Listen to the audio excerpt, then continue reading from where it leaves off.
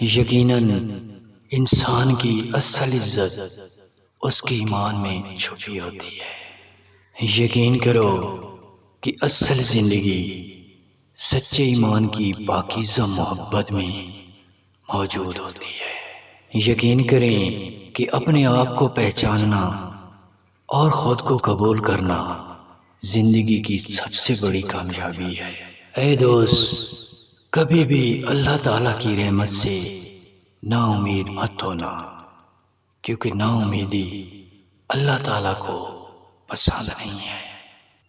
اللہ تعالیٰ کو ہر وقت یاد اور اللہ تعالیٰ کا ذکر کرنے والا شخص بہت خوش نصیب ہے، کیونکہ انہیں اپنی زندگی کا اصل مقصد یاد ہوتا ہے۔